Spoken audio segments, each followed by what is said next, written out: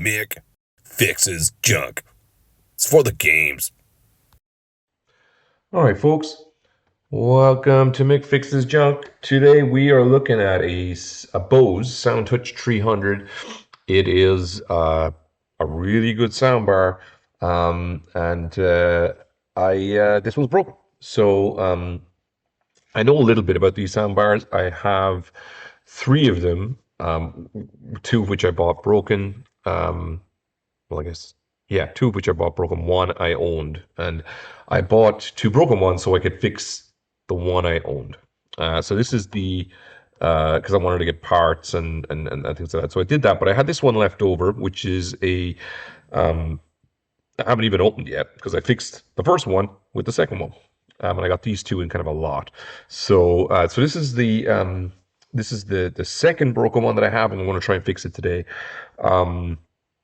Now, these typically suffer from Mosfet failure. So the Mosfet shorts, that's what happened to the one that I fixed. And is it relatively easy? Well, you need a little bit of equipment. The Mosfet itself has a thermal pad and eight pins, which I'm going to talk a little bit about that thing here in the corner in a second. But first of all, we're going to do is we're going to take it apart. So I advise that you get a little package and store your screws so you don't lose them. Where's my little mouse here? And we will just get rid of this for a second. Okay, all right. Let's just take things apart. So this thing has a lot of screws. All right, so that's why looks like this may have been taken apart already. So we'll see what's happened. Maybe this is not fixable, but we're going to find out soon enough. So I'm just going to take out the screws as just the way that I feel like it. Yeah, this looks like it's been opened before. Okay, so let's see what happens. Okay, so you've got long screws and short screws. All right, you see this is a short one. This is short versus long. See that? You've only got 6 shorts, okay? And they're always, the shorts are easy to remember where to put them. When you've got the connector side, the connector board side, it's always these 3 here. So you see this little circle? You got 1, 2, 3. Those are the shorts. Same on the other side. 1, 2, 3. 1, 2, 3. So this will be a short. There we go. I'm just going to keep them separate for a minute. I'm going to put my thermal camera over here. I'm going to put my longs in this bucket. Shorts over here. Yeah, this has definitely been opened before. So let's see what disaster awaits us inside this thing. Oh yeah, they didn't even put the grill back on properly. Yeah, so this is probably going to be a mess inside, and it's not going to work. But we will see if someone just, did someone just take a look at it, give up, looked inside, saw all the stuff, got terrified, abandoned ship, or took this apart, semi knew what they were doing, took parts from this to fund another one. So it could be in any condition. In certain climates I've seen online, these things are notorious for getting cockroaches stuck in them, and the cockroaches go over the 28-volt lines and, well, they die. I've seen some pretty disgusting soundbars because of that. Let's hope the last guy or girl cleared out the cockroaches.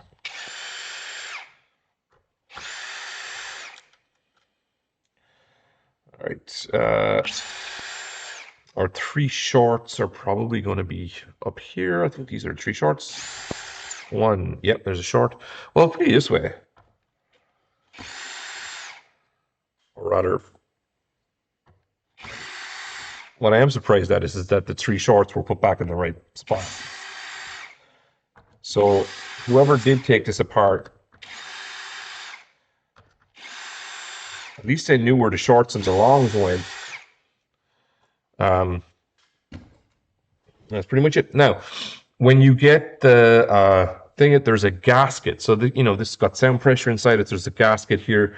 The gasket will kind of, you know, it's kind of sealed. So it's not something it's not really something where you've got to, like, you know, put a tool in or anything. But you know, but it'll be a little bit tacky. Yeah, there it goes. Okay, so all right, I can feel the gasket just is lifting a little bit. I'm just going to be somewhat gentle with it. You can kind of see, let me have a look here. Yeah, you can see, look, boop, boop. Yeah, so that gasket's kind of, you know, it's peeling a little bit. All right, let's keep going. Come on. Because I do have all of the screws out, so it should be effectively just peeling.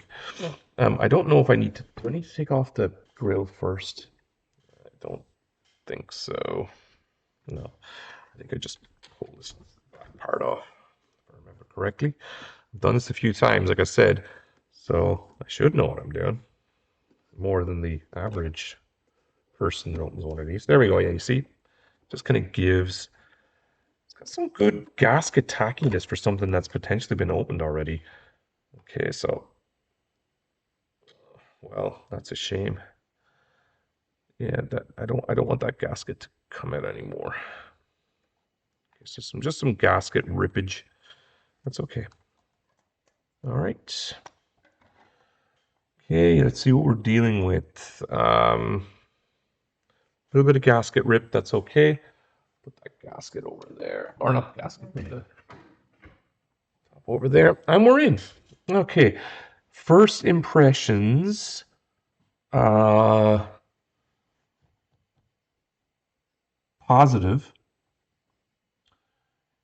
Now.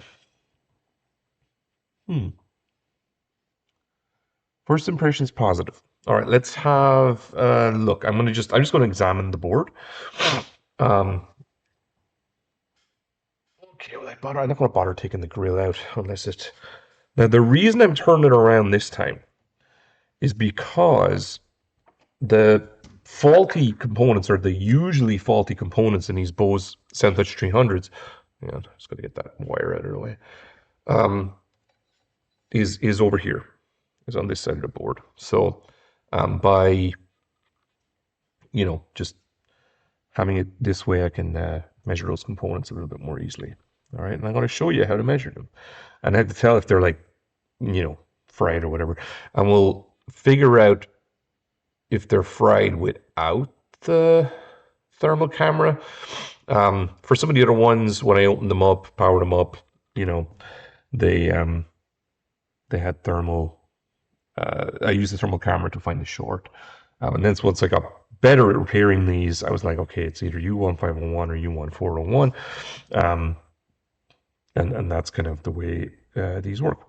All right, so I'm going to stop them right now because I actually need a power cable. So I'm going to get a power cable so I can power this up.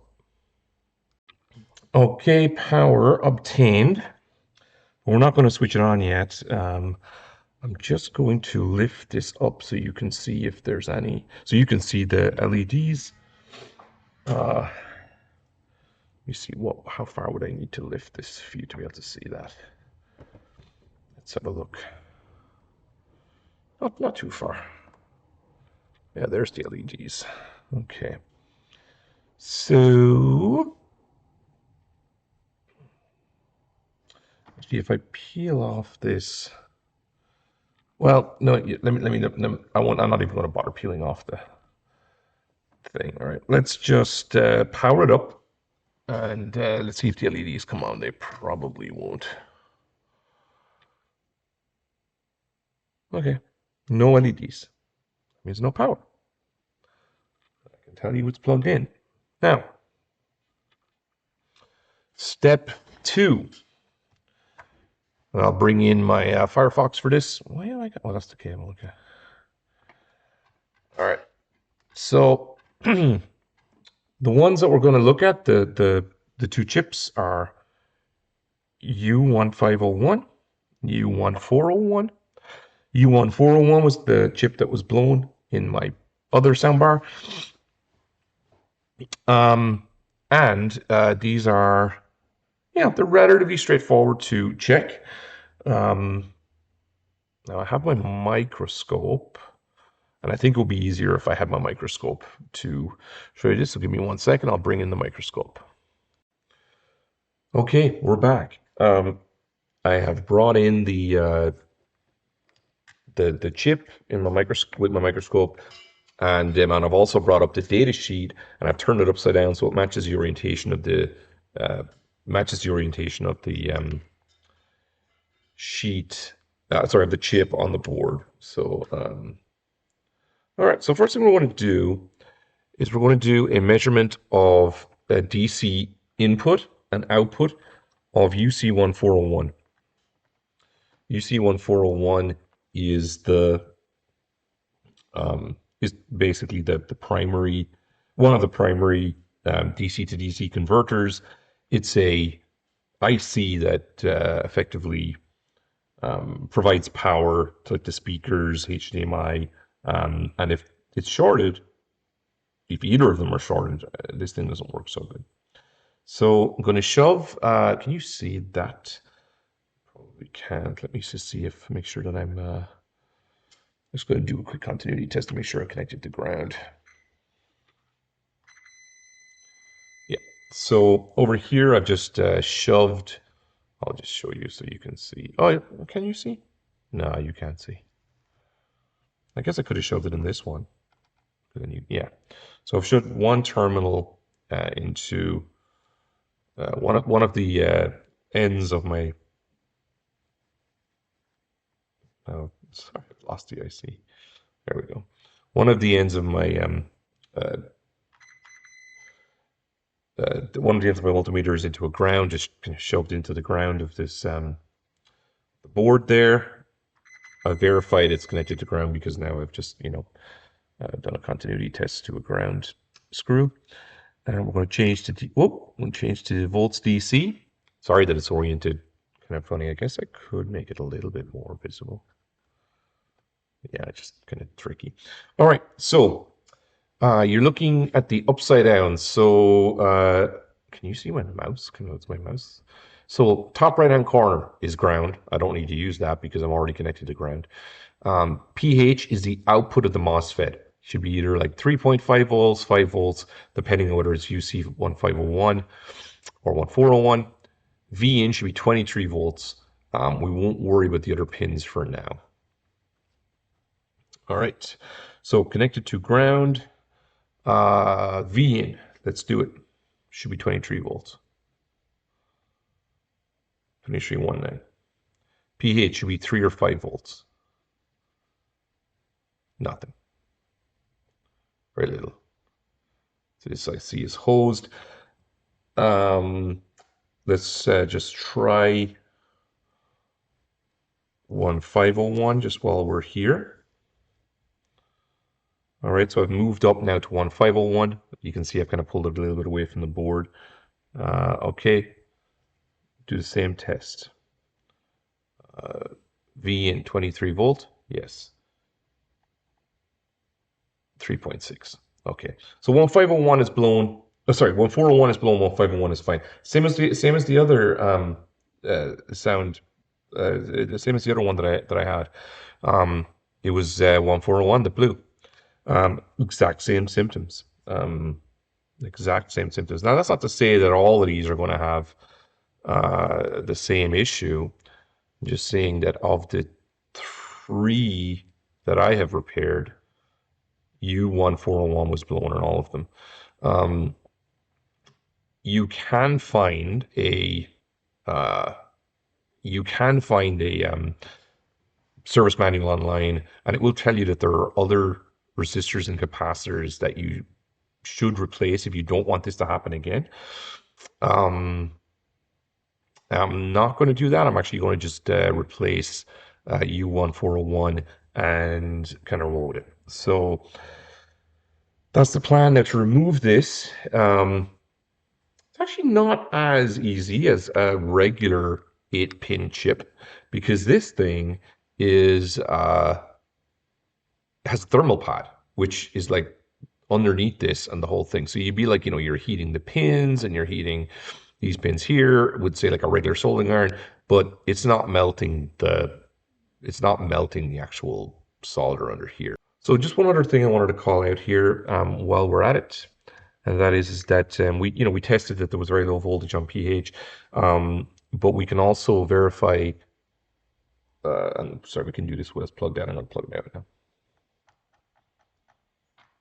All right, so now there's not powered, but we can also see is pH shorted to ground, and you can see here this is ground. There it is, pH shorted to ground, which the other speaker that I had also was. So I am interested.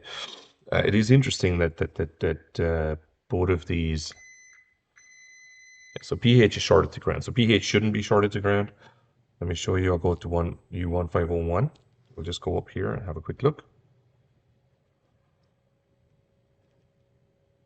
Sorry, U1501. So here is ground. And there, it's pH. Not shorted to ground. I know there was a little dip there, but it's not shorted to ground. So yeah, a couple of tips for diagnosing this, and then yeah, that's how you go about at least troubleshooting a little bit of this. I've lost that chip again. All right, so just a bit more info on this chip while we're here. Why does Firefox not come in? All right. All right, there it is. So this pin is a big pad underneath, which we can't see. So when you're kind of going at this, you might think, oh, I can just like, get some chip quick and kind of go at it and just get it with maybe a regular soldering iron. This here is a thermo tweeze. It's a paste thermo tweeze, which I could use to get. Now I won't be able to do it with the microscope on, but I just want to show you what I would do. I would go in here, maybe 300, and from the top like this, like from the top, and I would just kind of wiggle it, and by making contact with the ground pin, good contact with that ground pin right there, that should give me it should, yeah, I believe that the thermal pin is, or the thermal pad is exposed and connected to ground, so that would give me that. Okay, so just that's my kind of approach for either use 2 soldering irons or use chip quick, which allow you to use 1 soldering iron, just go back and forth, and then wiggle it with a tweezers. Thermo tweeze basically allows you to wiggle and solder at the same time. But I just wanted to show you that, because if you go at this without the knowledge there's that thermal pad, then you could break something, or break, like you could end up trying to tear the chip off there and not realize it. So just awareness. Right, we want to put some flux, so we'll start with that. Right, that's kind of where you always want to start. So we're going to bring in some flux here. Not the neatest, but it will do for now.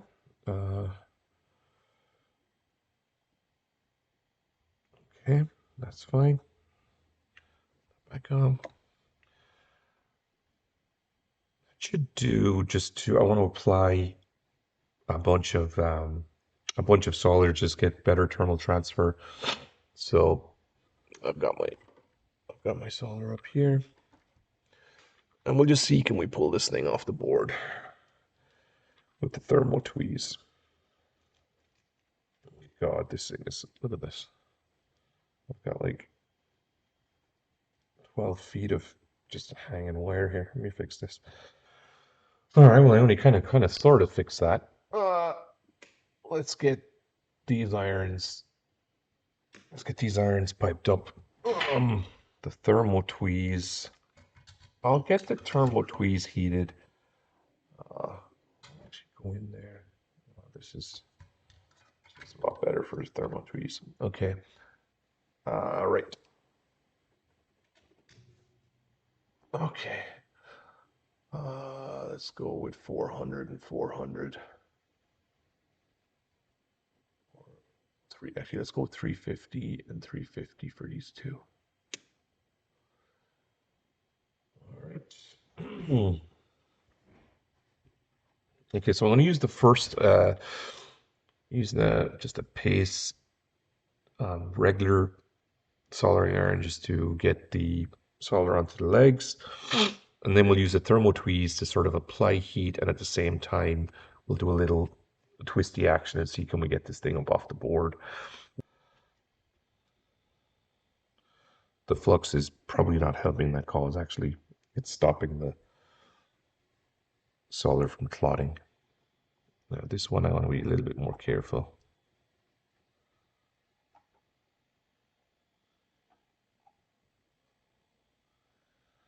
Okay, I'm going to clot it on the other side as well. That's what I kind of want. It's just a bunch of stuff. Now, when I bring in the thermal tweeze,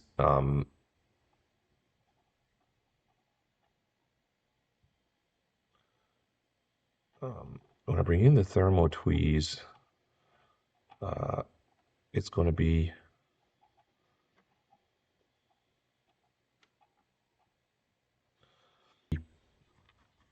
so when I bring in the thermal tweeze, I just got to make sure I don't touch that resistor that you can see to the bottom left of the microscope screen.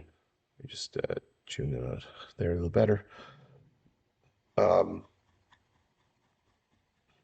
Because, I mean, obviously that wouldn't be good.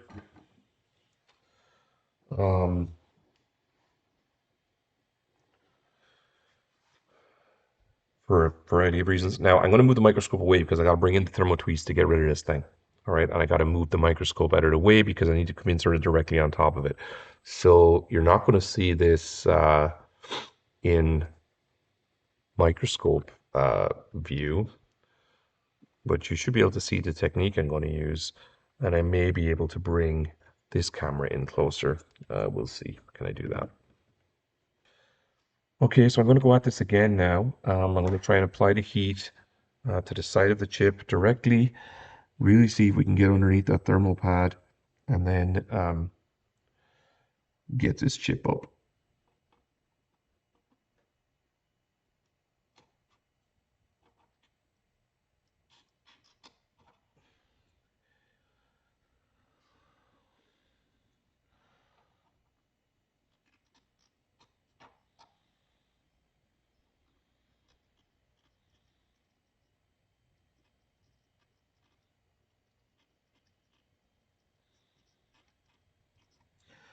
Now, I'm going to go a little hotter.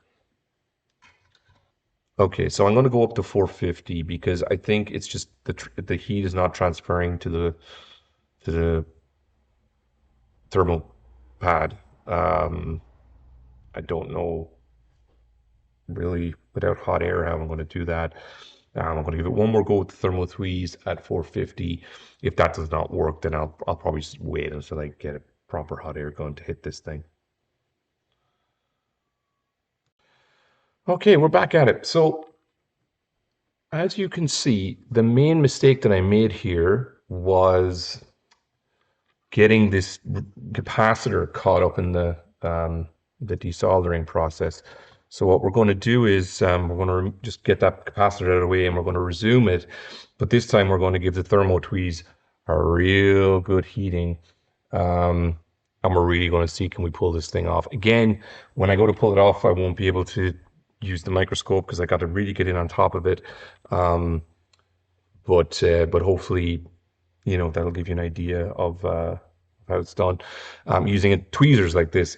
Like I said, you probably would go at this with hot air, although hot air is a little bit less accurate, you know. So, you know, you'd probably heat up a ton of the board. I mean, that's how I feel about it. But let's just see how this goes. I'm just waiting for these to heat up now. job number one is actually to free this capacitor. So I have a, or I did have a tweezers. Let me just go get it. I'll get a tweezers in here, one that I can trust. How did I fix its pair? I don't know where I left it. So much for that. Looks like I left it under something. Anyway. Okay, what do I want? I want something that'll clamp this nice, that I can trust. And something that when I clamp it, it's not going to just immediately flip out onto the floor once I do it. Let's just have a check on this one.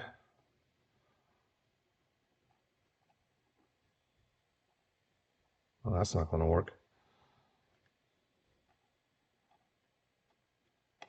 Yeah, it's too big. It'll tell you how small that capacitor is. That this is too big. All right, we'll get a smaller tweezers. ESD12. I guess we can try that. Okay, it's a sharp point on this.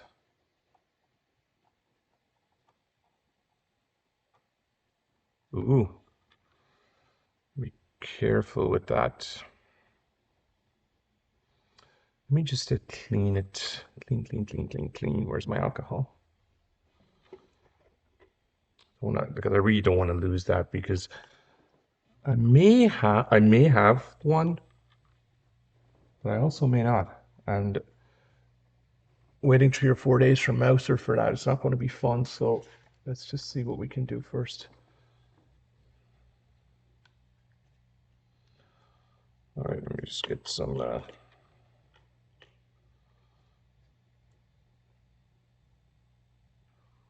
Yeah, see what's going to happen is as soon as I introduce a reasonably hot soldering iron in there, it's going to pick up that capacitor.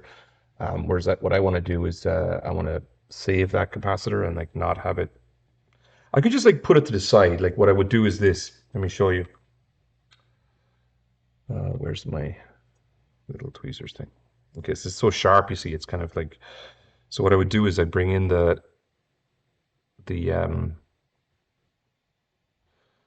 I bring in the soldering iron and then just push this, just push it away, and then I eventually refit it. You know. So let's we could actually just do that. I just don't want it to attach to the iron.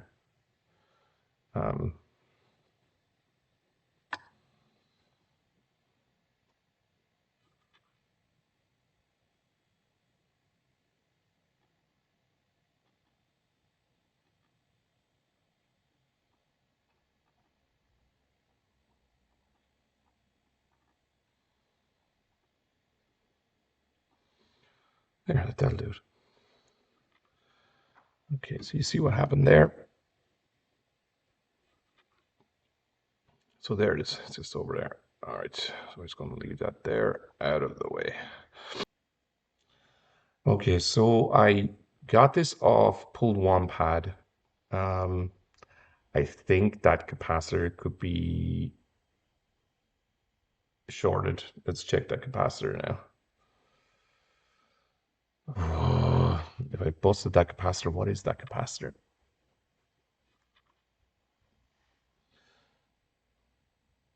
Okay, so I've switched all those off. Okay, so I stripped. So what I did was I came in with the thermal tweeze on top, heated the IC, and then pushed it off the pad instead of lifting it off. I pushed it with a little kind of a spudger tool, and yeah, lo and behold, we lifted a pad there. Not the worst in the world though.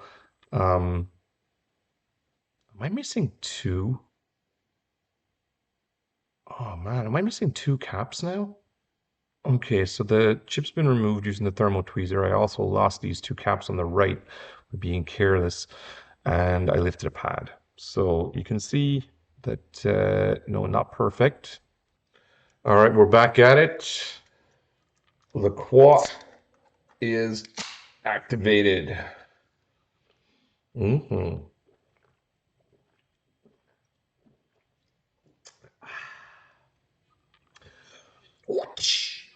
We're good. We're good. We're good. All right. Now, this guy is off. I need to get another Mosfet, which I have in my bag of Mosfets. Mosfets. So, ja. We will get the Mosfets and put them on the board. Down there. Well, we only need the one MOSFET. So, where is my little razor blade thingamajig? You know, like I had like 3 of these, and now I got like none of them. What's this? Is that a pace? That is a pace soldering iron tip. Here's 2 more. Let's put those in there. They're magnetic. Okay, let me stop recording. Okay, I found the found my blade. Lost the chips. Where did I put the chips? Oh, here they are. Okay, so we're just gonna open these up with like.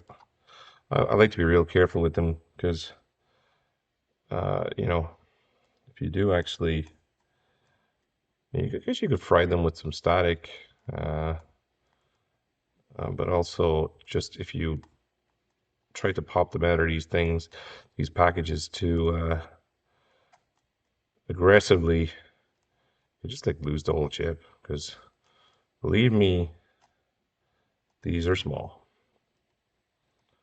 Okay, so I'm just gonna flop it out onto the board once I've got a little bit more of a opportunity window for him. Where's he flopping out there? Come on. You chippy. Here, come on. Just come out. I guess I could just completely. Oh, out you get. Oh, look, I actually got the back of him there. There he goes. All right. Back into the anti-static bag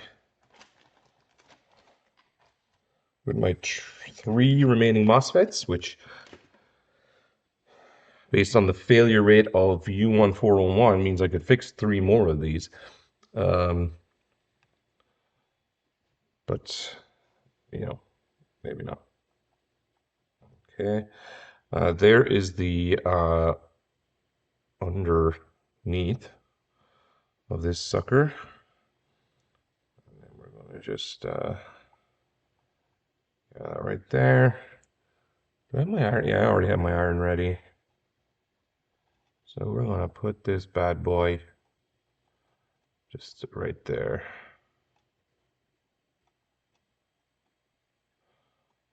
Okay.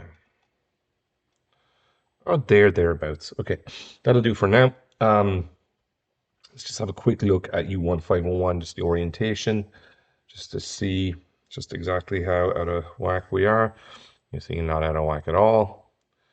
Yeah, so you see the bar points down there, and then the large bevel side to the left.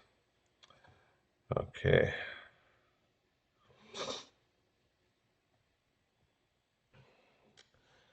Now, while we're here, let's just take a look at what we do have underneath. Yeah, there's a little bit of solder there. So you can see already, I've lifted the pad top left.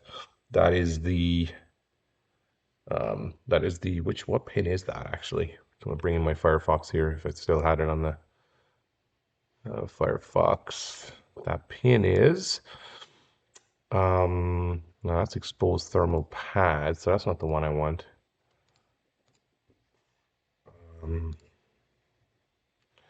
me go all the way up, but the pin, it'll sort of be upside down because the chip is not oriented the way it is on the thing here. So that would be pin 8, which is RT, because boot is the boot pin is the pin that is closest to the number 1 there on the um, on the microscope, right? See that there beside number 1? That is the boot pin.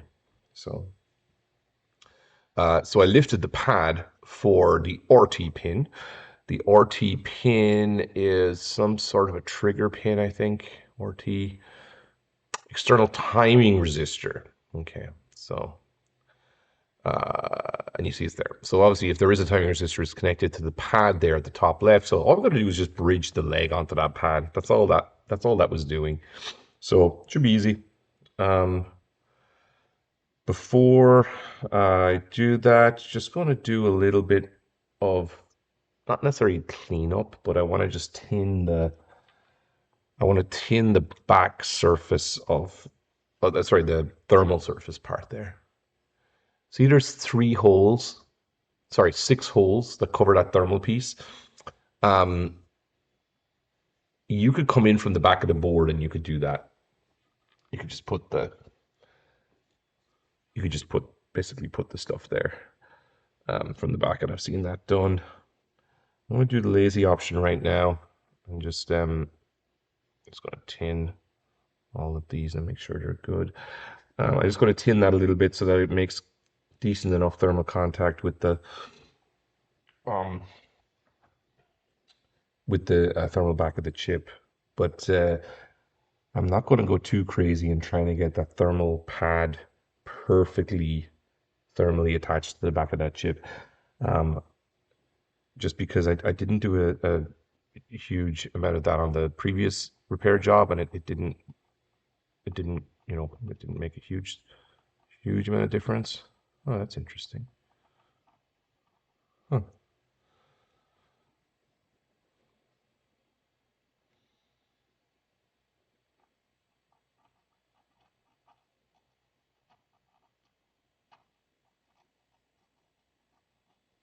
Let's just tin those up.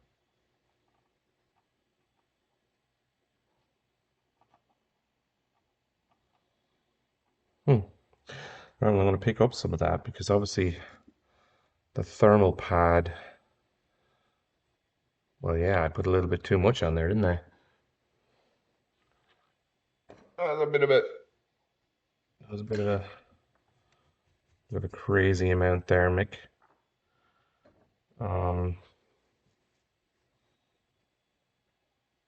Yeah, I might have overdone it there. Because I bet you if we bring that chip in, like, I mean, it won't even sit down on that now. Yeah, it's just going to be sitting on top of that big globule. Watch. Yeah, that's way too much solder there. Yeah, all right, well, let's just put the chip over there. We'll fix this up in a minute.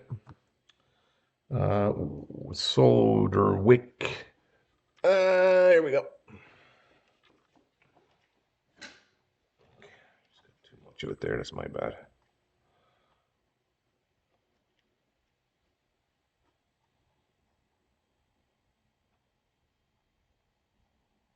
Just clean it up instead.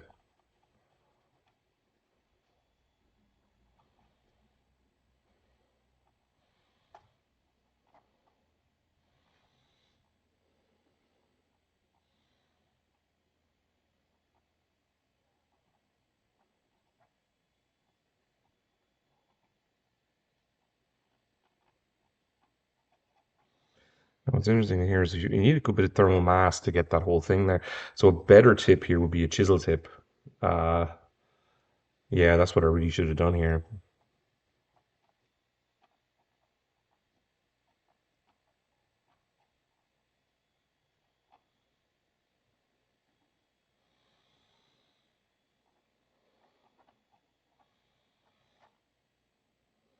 Yeah. Let me get in a chisel tip. Okay, I've switched to a chisel tip.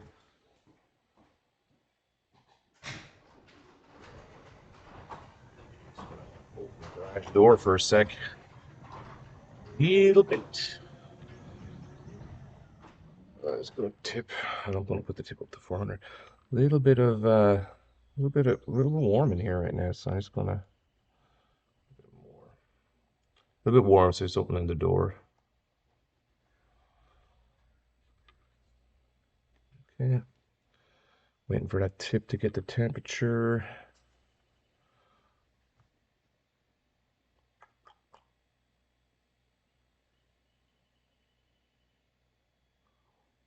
Yeah, I don't need this Firefox anymore. Okay, tip's at 10. All right. So as you can see, much bigger, much bigger surface area right now. Let me just let's wake up some more of this. That's better. All right. Okay, a moment of truthness, truth in a second. All right. Wrong way around.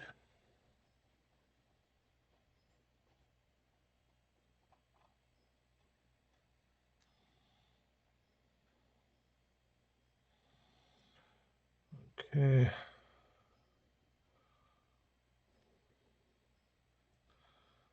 All right, let's just see where you're at.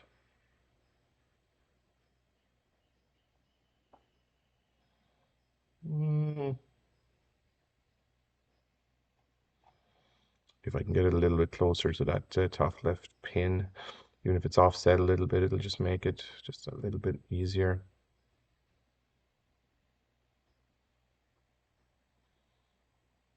Come on, up you get. Okay, back.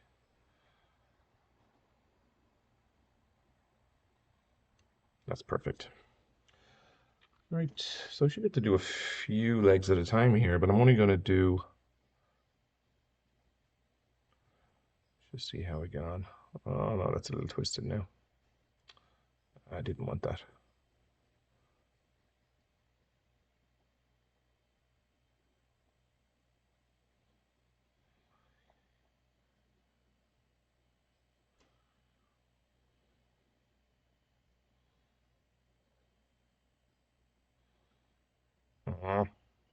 Come on. Now I want to actually be pressing down on this chip when it gets attached. That's why I'm being a little bit picky here. So I really would want to be. I want it to sort of make some thermal contact with the pad at the bottom.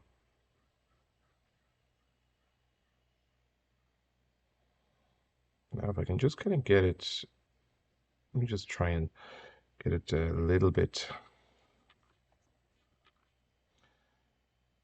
You just even get it a little bit attached. Just get one leg down. Yeah, that's better.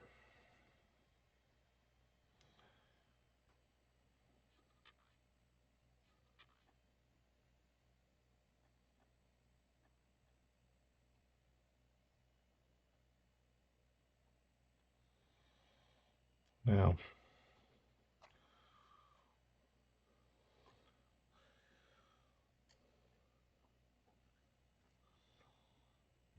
this side.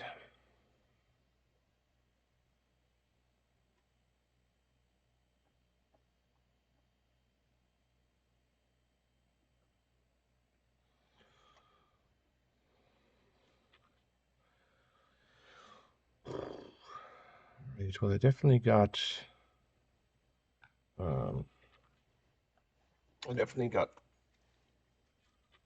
two of the pins. Just not 100% sure, but this one's going to come in from the other side and just make sure that I've got enough.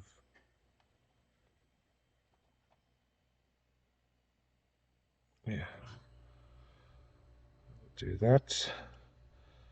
Just tin the back of this a little bit. Just make sure that I'm good on the other side.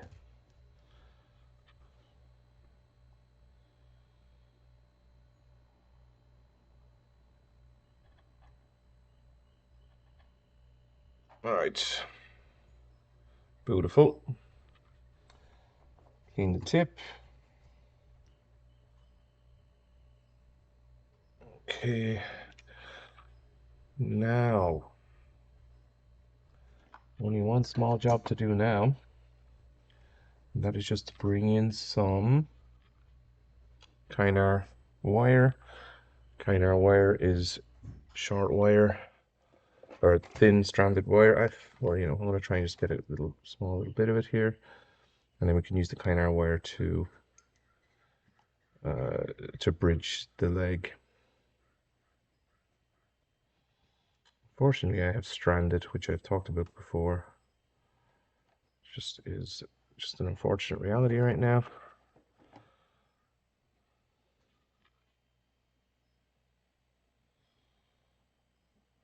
Yeah.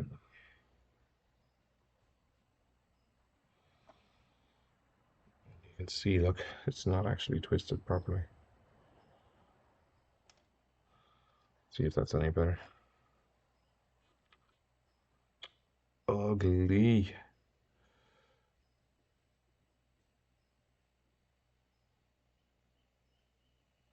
How about this? Better.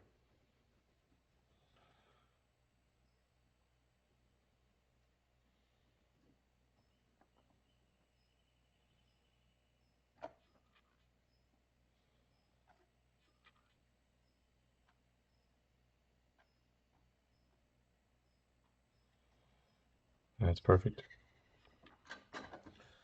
All right. Just going to snip that, and then I'm out of here.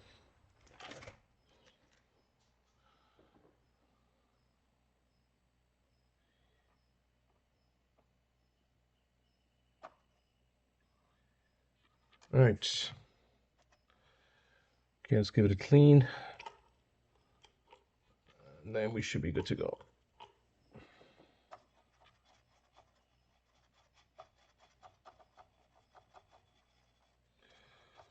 Okay, the bridge that to that thing is a little dirty, but I think it's functional.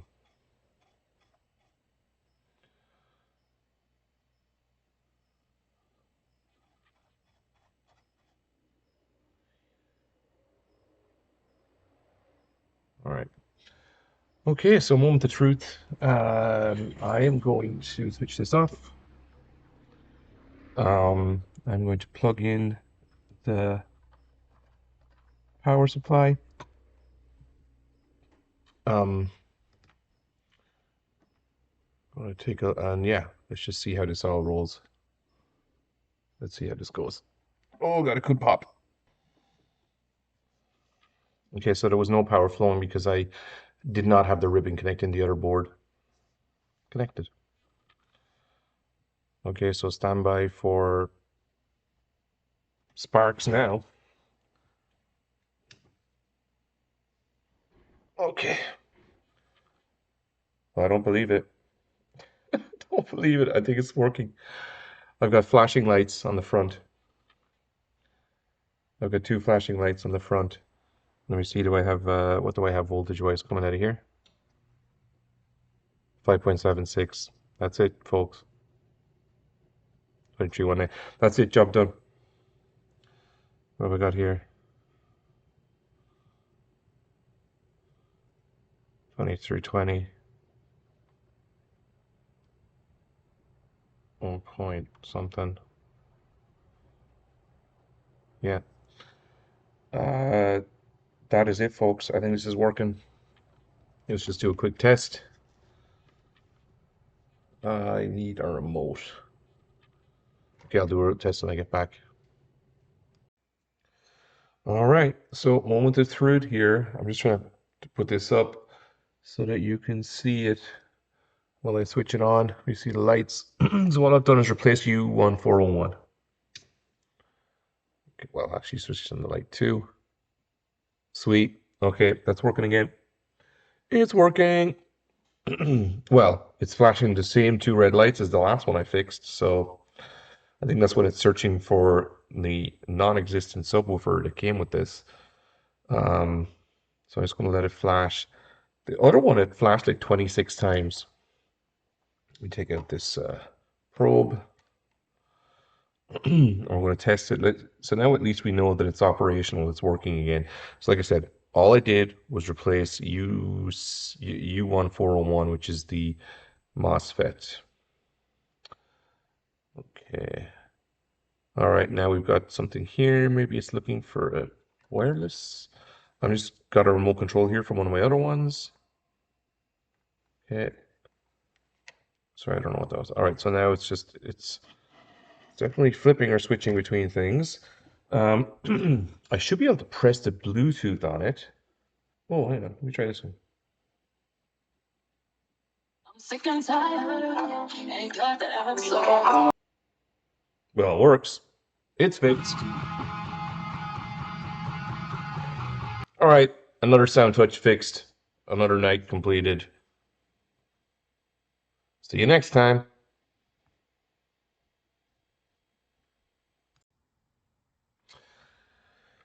Hey, it's the next morning, and I am gonna put this back together now.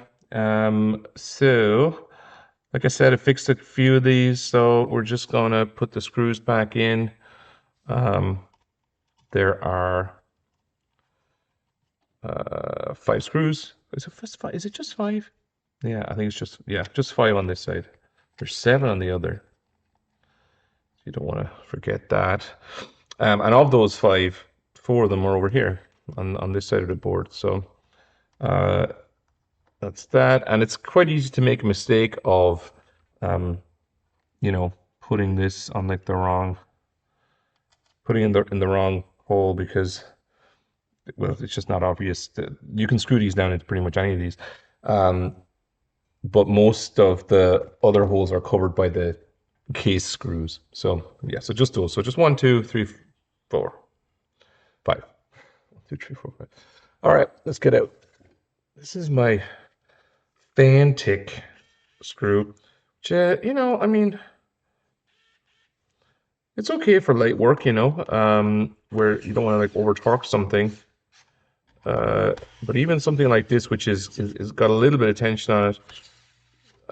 Also, this battery could be on the way out as well, but it's not great for that. It's good for like, honestly, it's good for like Mega Drive, Super Nintendo, yada yada. Okay, let's just hand screw these down anyway. All right. Okay. Okay. Make sure that I'm not like, yeah, make sure they're sitting right. Yeah, the other ones are fine. Yep. Okay, so that's it, folks. This is fixed. At least it was fixed last night when we tested it. I'm going to put the bottom case on this now and take... Oh, sorry, I'm knocking the camera. And then I'm going to take it out for a test drive on a workout where I will crank it. That's how I tested the other one too. Okay, so that's that down. Lots of sound pressure inside of this thing, so the gaskets are quite important, I would imagine, or Bose wouldn't have put the effort in. So, you know, sorry, I just gotta get this thing over here. They did put some effort into putting gasket on this thing. So, overall, this thing extremely well engineered, in my opinion. And you know, you just want to make sure that you get at least make an effort to do that. This piece of it, right? Right. Don't have like the gasket hanging out of the sides or anywhere else. Now, okay. So seeing as I've become somewhat of not an expert in doing this, I do know that which screws need to go down first because the service manual for this can be found on the interwebs. And so I'm going to hand screw these ones first. These are the screws that need to go down first, the middle ones. Oh, are they long screws? Yeah, long screws. Remember, I've got 6 short and then like 25 long. All right. So So this is the one that goes down first. See, there's no torque spec or anything like this, but bear in mind that if you do try and use a power drill on these or a power driver and you go too far, you will just take the head off it, because I've done that before. So I'm going to power drive the rest of these after I screw this one in, but just so you know, got to be careful with that, because these screws are not terribly strong, and they'll just come off. Now, more long screws. So at this point, then the service manual will tell you to sort of just, you know, start screwing these down. Yeah, this fanatic thing is dead. It'll tell you to start screwing them down, basically, you know, just outward like this. Bear in mind that the short screws go here. 1, 2, 3. Is it here or is it here? I will check.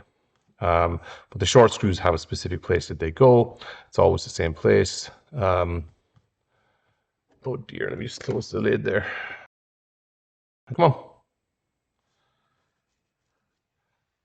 Yes, it has worked, but it has locked the thing again. It's still recording. That's good. So yeah, they're here. So when you've got it facing when you've got the HDMI facing out like this, the 3 short screws are always to this corner here of this rubber mount. Just 1, 2, 3. That's the 3 short screws. We're not going to touch them yet, though, because we haven't got that far. Let's just mount in some of the screws as they go. Yada, yada, yada. We don't need to worry, because these are all longs. Long, long, long. Long, long, long. Long, long, long.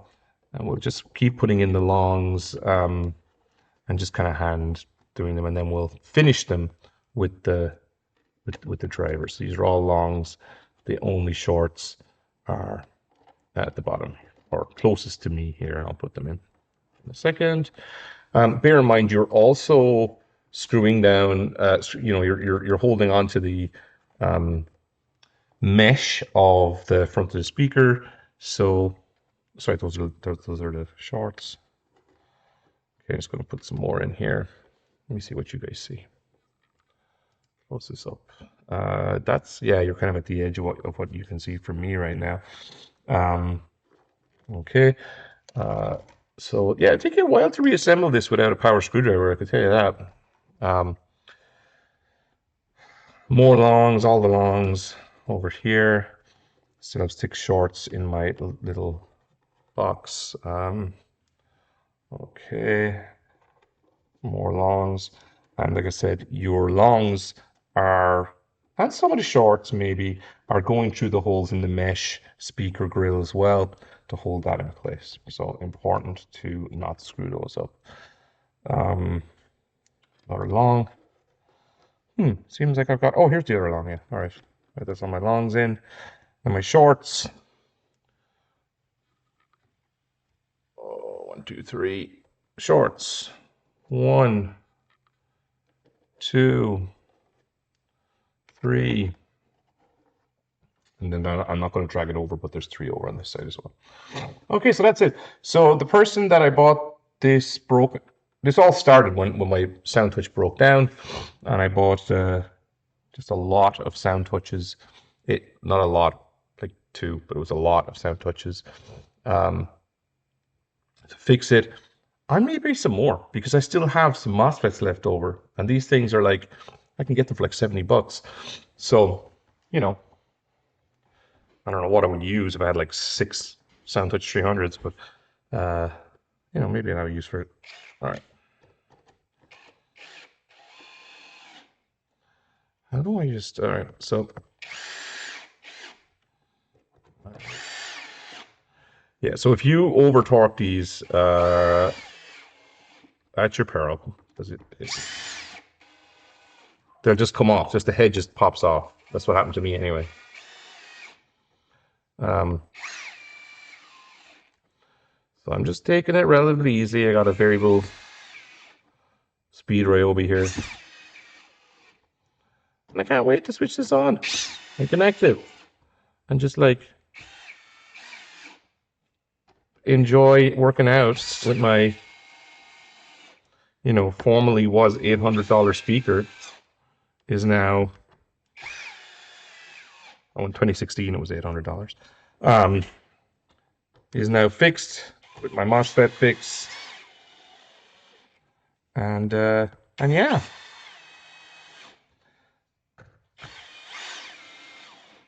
Yeah, so that would be it. Like all I've now got 3 SoundTouch. I had 1, now I've got 3. Because I fixed them all. But hopefully I've also shown that it's not like a beginner repair. Microscope is useful. If you've got to pull off that Mosfet, it's got a thermal pad. That's not fun. It's got a hot air gun, which you saw. So, it's intermediate, I would say. Probably intermediate just because of the thermal pad, really. It would be, well, I don't know. I don't know what beginner or intermediate is anymore. But because of that thermal pad, you really need to be getting distributed heat. And you don't want to damage any components on or around it, so not fun. Okay, is that it? Did I do it? That looks sharp to me. Okay, home audio. I bet you this was at a Goodwill or something. Like 20, well, probably like somebody brought it to a Goodwill for like $20 or something, All right, let's re-verify the LEDs, and then let's bring this to, hang on, and then we'll bring it to the gym. When I say the gym, I mean my shed that has a Peloton in it. Okay. Look, what I do is I hook these up to the Peloton now, which is pretty cool. That's not good. Oh.